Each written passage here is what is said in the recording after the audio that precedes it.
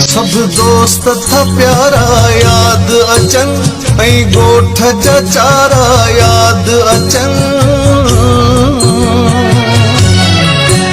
उहे खेड़ खिचूं था याद अचन, माइट बि सारा याद अचन।